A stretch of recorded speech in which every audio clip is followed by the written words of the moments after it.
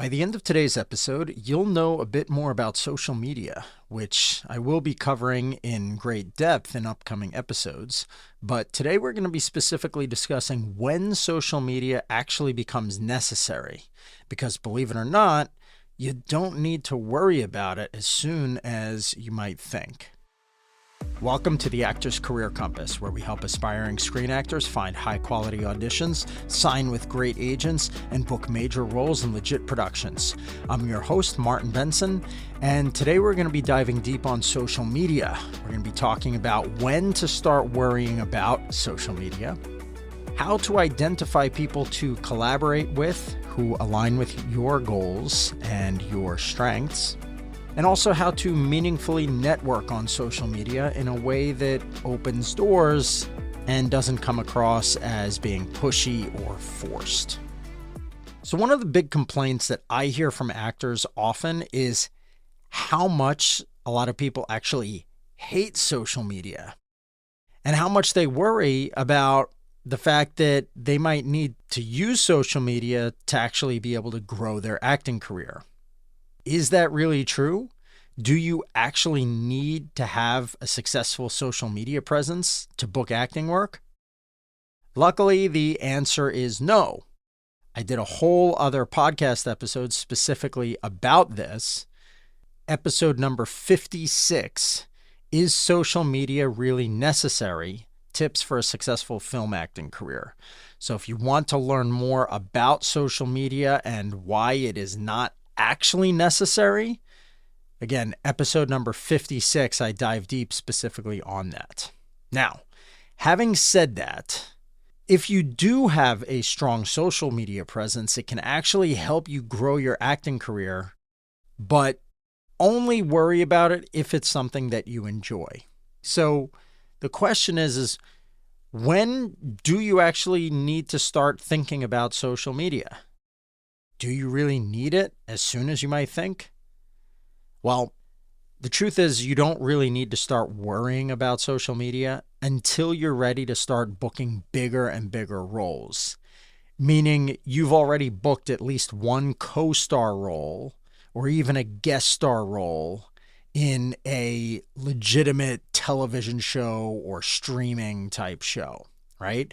So once you're ready to start looking for more consistent guest star, recurring, or even series regular roles, at that point, social media does become something that you should consider because it can actually increase your chances of booking those kinds of roles. So that means that if you have not yet booked a professional co-star role, which most actors would not be SAG eligible if that's the case, meaning you're probably not in the union just yet, right? You're still non-union. If you haven't gotten to that point yet, then no, you don't really need to worry about social media. Now, obviously, if you do like the idea of it and you enjoy it and you want to get a head start and start building up followers and working on it, feel free. But you absolutely don't need it to be able to start booking co-star level roles. Technically, you don't even need to worry about social media to book even those bigger roles like guest star, recurring, or series regular, but having a larger social media following can actually make it easier. And so that's what we're going to talk a little bit about. So I generally recommend that you create a basic profile and you make sure that it's up to date. So just make sure that your profile is professional and that you obviously remove anything problematic off of it, right? Then if you enjoy social media, then yes, you can start working to build up a social media following. But if you really hate it and you don't want to be involved in it, just don't worry about that at all. You don't have to worry about posting constantly and engaging with people and doing all of that stuff, right? In fact, you don't even need to create profiles in the first place. Or you can hide a profile that you already have, make it so it's not publicly accessible if you don't want casting directors to find your profiles. If you are new to acting and you're still building your foundational skills, like you're taking some basic acting classes, or if you haven't even taken professional headshots yet, I recommend that you spend your energy on those things, like improving your technique, making sure that your casting profiles like Actors Access and Backstage, making sure that they're up to date, and just working to build some initial credits and then start searching for an agent. You should only start worrying about building your social media profiles once you're auditioning very consistently. Okay, so if you're going out on at least 2 or 3 auditions per week and you're starting to try to get those bigger roles and you already have an agent and a manager, and you also have a decent professional reel with a number of clips in it, at that point, yes, you should start thinking about social media, which again, I'll be doing more episodes about it in the future. In general, you are probably going to have better luck booking co-star and guest star, those smaller roles, by building some strong relationships with casting directors and consistently doing good work so that they're impressed and they remember you. That is going to be more effective than trying to build up a social media following and not having any direct connection to casting directors who can put you in that position and hire you, right? The thing is social media, you need a really big following, at least around like 10,000 followers usually, to have it start to make more of a difference in whether you actually get booked for something. Social media should enhance your career, not take away from the more important work of improving your craft and you consistently auditioning and getting better at auditioning. If you find that social media is sucking up too much of your time, or if it's stressing you out, then again, I recommend that you don't worry about it yet. So if you are going to go the social media route, then what I recommend is that you first figure out which people it makes the most sense to connect with. So get clear on the types of television shows that you want to be involved in, like the shows you'd love to be on, and then figure out who is actively casting those shows, right? You can use tools like UpToDateActor.com or CastingAbout.com, and they'll show you who's actually casting. You can even use things like IMDb Pro. You can then find out which actors are booking roles on those shows and who those actors' agents or managers are, right? And so those casting directors working on those shows and the agents or managers that are involved with actors who are on those shows, those are the types of people that you would want to aim to connect with and start building relationships with on social media.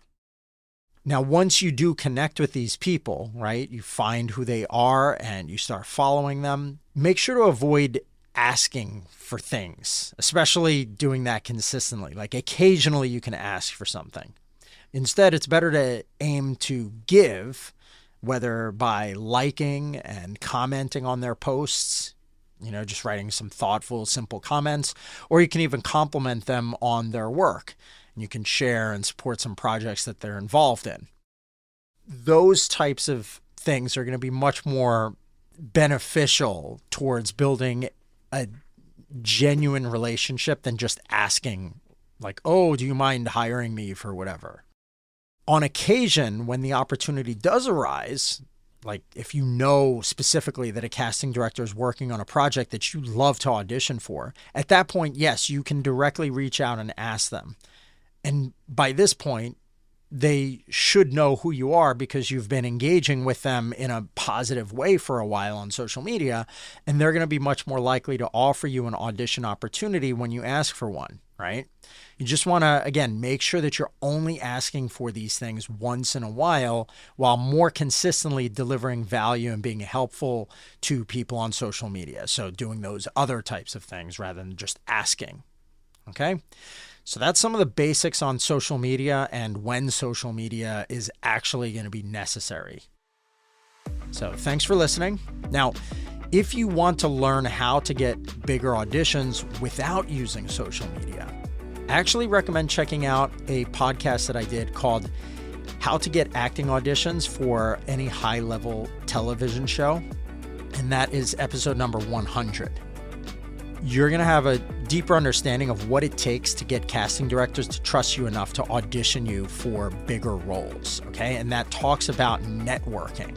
You can actually use social media with what you learn in that episode, or you can network using simply like email and other communication forms, right?